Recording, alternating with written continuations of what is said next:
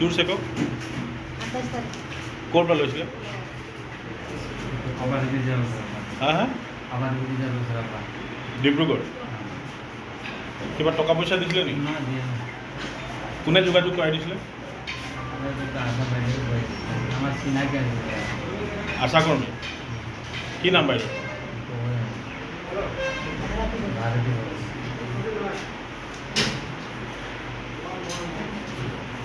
ঠিক আছে। দিল্লীৰ পৰা অহাৰ পাছত 8 মাহ কেই তাৰিখে? দিল্লীৰ পৰা দিল্লী খেলিবলৈ গৈছিলে। দিল্লীৰ পৰা যেতিয়া খেলি আহিছে তেতিয়া ছোৱালীজনীক চাই অকণমান হেৰি লাগিলে মোৰ। তাৰপিছত মই ডক্টৰৰ ওচৰত গ'লোঁ, ডক্টৰক দেখুৱালোঁ। ডক্টৰে ক'লে যে ছোৱালীজনী আমাৰ প্ৰেগনেণ্ট। কোন ডক্টৰ? তাই ছাৰক দেখুৱাইছিলোঁ। তাৰপিছত কি ক'লে ছাৰে?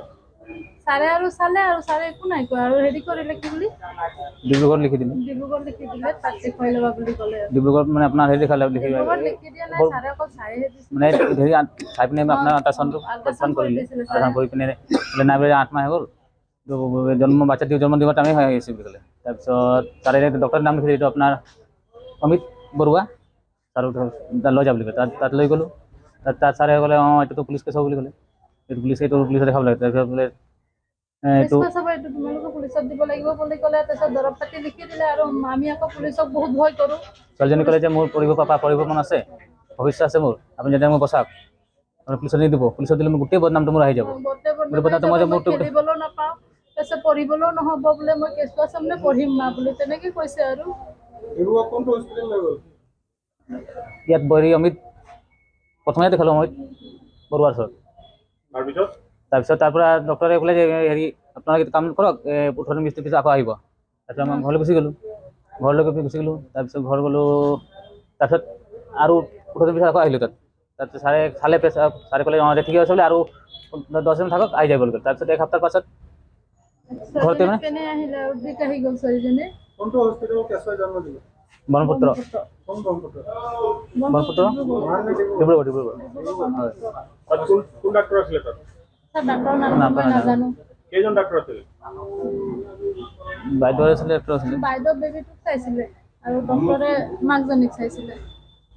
ব্ৰহ্মপুত্ৰ হস্পিটেলত কিশোৰীজনী কোনে ভৰ্তি কৰালে? আমাৰ নিৰ্মা বাইদেউ। আপোনাৰ লগত কোন কোন গৈছিলে? মই গৈছিলোঁ আৰু নিৰ্মা বাই। কিমান টকা খৰচ হ'ল তাত? মিনিমাম আপোনাৰ দৰৱ পাতি লৈ পিনে আপোনাৰ দৰৱ পাতি আপোনাৰ চিজাৰিং লৈ পিনে 1,70,80,000 1 লাখ। বেবীটোক কিমান টকাত বিকিলে? বেবী নাই টকা পইচা লোৱা নাই। বেবী ক'ব নোৱাৰে যে মই 1 টকা পইচা লৈছোঁ। বেবী বিকি পিনে নিজৰ ছোৱালীক বিকি পিনে নিজৰ পাপৰ ভাবিব পৰা আছে নেকি?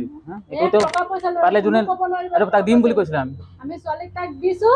আমিও ছোৱালী তাহাঁতৰ ঘৰলৈ যাম আৰু তাহাঁতিও আমাৰ ঘৰলৈ আহিব। মই যা ছোৱালীজনীক তাহাঁতি চাব বুলিহে দিছে। কেলে মোৰ ছোৱালীজনী আগত পঢ়িম বুলি কৈছিলে। এতিয়া ঘৰত লৈ গ'লে গোটেই গাঁৱৰ মানুহ বহিৰ কৰিব নাই, ক'ত ছোৱালী কয় নেকি? যদি বদনাম ছোৱালীজনী কেনেকৈ সেইটো ভয়তো আমি হেৰি কৰা নাছিলোঁ। সেইকাৰণে আমি লুকাই থৈছোঁ ঘৰত। নিজৰ ছোৱালী কোনোবাই হেৰি কৰিব বদনাম কৰিব বিচাৰিব জানো? চাওকচোন আপোনালোকে নিজৰ ছোৱালী হ'লে বদনাম কৰিব জানো? এতিয়া যে কেছটো হৈ আছে খুৰী হেৰিয়াত, সেইটো কাৰণে মাতিছিলে। কিবা ইনফৰ্মেশ্যন জানে নেকি বুলি। আপুনি কি কৰে? মই তাই সেইটো এৰিয়াৰ এনে কৰোঁ। আপুনি নাৰ্ছ হয়? অঁ। কোন PHC আণ্ডাৰত? PHC। আপোনাক জনাইছিলে নি তাহাঁতে বিষয়টো? মোক জনোৱা নাছিলে। আশাই যিদিনাখন ডেলিভাৰী হৈ গ'ল যে তেতিয়া আশাই জনাইছিলে। মই লগে লগে গম পোৱাইছিলোঁ। গম পোৱাৰ লগে লগে VDB আৰু গাঁওবুঢ়াক জনাইছিলোঁ আৰু PHCটো জনাইছিলোঁ। PHC কাক জনালে? PHC আমাৰ BCM আৰু ডিফুল আহি আছে যে তেওঁবিলাককে জনালোঁ। চিকিৎসকক নাই জনোৱা? চিকিৎসকক নাই জনোৱা। নহয়, নাই জনোৱা। আমাৰতো চিধাই ওপৰলৈ যোৱা হেৰি নাই। আমাৰ নিজৰ PHCতহে খবৰ দিব লাগে। বিশেষকৈ প্ৰথম পৰ্যায়ত আমি গম পোৱাৰ লগে লগে VDB আৰু গাঁওবুঢ়াৰ লগতে আমি সহযোগ কৰি কাম কৰোঁ। গাঁওবুঢ়াক খবৰ পোৱাৰ লগে লগে আশা গৈছে যেতিয়া লগে লগে গাঁওবুঢ়া আৰু VDBকে জনাইছোঁ আমি। তাৰপিছতে আমি আকৌ PHCত জনাইছোঁ যে এনেকুৱা এটা কেছ হৈছে। আমাৰ তাত কোনো গম নোপোৱাকৈ এণ্ট্ৰিও কৰা নাই, একো আমি ট্ৰিটমেণ্টো কৰা নাই, ডাইৰেক্ট ডেলিভাৰী হৈছে সেইটোহে গম পাইছোঁ। আপুনি জনোৱাৰ পিছত তেখেতলোকে একো নকৰিলে? কোনে? আপোনাৰ হস্পিটেলৰ মানুহকেইজনে?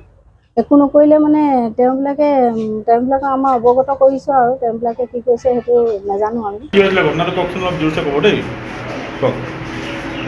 ঘটনাটো এনেকুৱা হৈছিলে মানে এই বাইদেউৰ লগত মই অতীজৰ পৰা বহুত দিনৰ পৰা চিনাকি।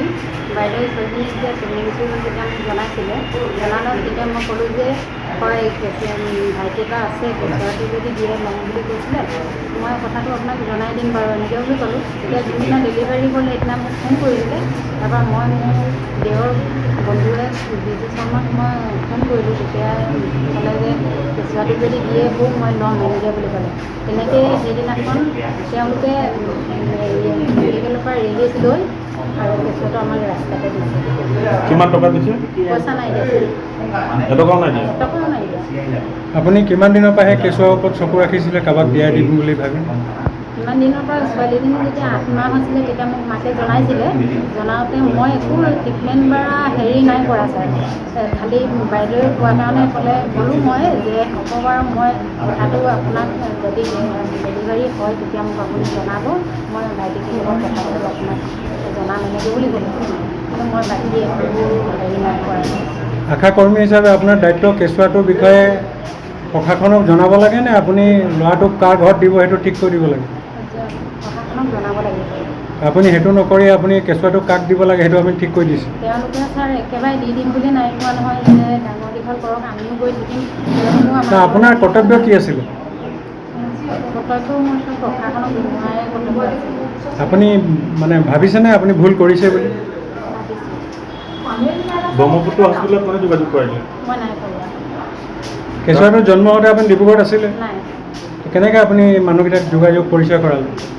মানুহকেইটাক মানে কেনেকৈ, যেতিয়া ডেলিভাৰী হৈ গ'ল ছোৱালীজনী, তেতিয়া সেই ছোৱালীজনী দেউতাকে মোক ফোন মাৰিছিলে যে বাইদেউ আপোনালোকে কেঁচুৱাটো ল'ম বুলি কৈছিলে, কেঁচুৱাটো ছোৱালীজনী হ'ল, মোৰ ছোৱালী এজনী হ'ল, আপুনি এতিয়া ল'বনে এনেকৈ বুলি ক'লে। তেতিয়া মই বোলো মইতো কেঁচুৱা নলওঁ, হেৰি কি বুলি কয়, মই মোৰ দেওৰটো ভাইটিক ফোন মাৰোঁ, ফোন নলয় সুধি লওঁ এনেকৈ বুলি ক'লে।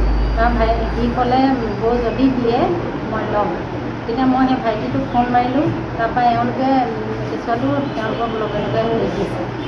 কিমান টকা ল'লে?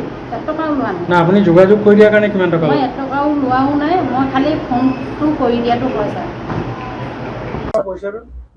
ঋতুপন লাহন, ব্লক কমিউনিটি মবিলাইজাৰ, খোৱাং ব্লক PSC। আৰু আশা বাইদেৱে যিদিনাখন ডেলিভাৰী হৈছে সেইদিনাখন আমাক খবৰ দিয়াটো হয়। আৰু আমি তেতিয়া মানে লগালগ ক'লোঁ যে মানুহজনীক যিহেতু প্ৰসূতি মাতৃজনীক আমি মৃত্যুৰ মুখৰ পৰা বচাব লাগিব আৰু আহিবলগীয়া নৱজাতিকটো আমি প্ৰথমতে উদ্ধাৰ কৰিব লাগিব, বচাব লাগিব। সেইকাৰণে সুচিকিৎসাৰ কাৰণে আছাম মেডিকেল কলেজলৈ আমি লৈ যাবলৈ ক'লোঁ ইমিডিয়েটলি। তাৰপিছত তেখেতে নাৰ্ছিং হোমত প্ৰসৱ কৰিলে বুলি আমি পিছত গম পাওঁ। আৰু এই বিষয়ে মই SDMO ছাৰ, আমাৰ যিটো sub division medical and health officer খোৱাং ব্লক PSC, যিহেতু তেওঁৱে আমাৰ সকলোৱে মুৰব্বী হয়, তেখেতক জনোৱাটো আমাৰ কৰ্তব্য হয়। কাৰণ কেলৈ আমি একো কৰিব নোৱাৰোঁ, আমি জাষ্ট এটাই কৰিব পাৰোঁ যে কেনেকৈ মানুহক মটিভেট কৰিব পাৰি, কেনেকৈ বিপদৰ সময়ত যিখিনি প্ৰেগনেঞ্চি থাকে আৰু বাচ্চাটো কেনেকৈ বচাব পাৰোঁ, সেইটোৱে আমাৰ উদ্দেশ্য। বাকী কামখিনি আমাৰ মুৰব্বীয়ে কৰিব লাগে, তেখেতক জনোৱাটো আমি জনাইছিলোঁ।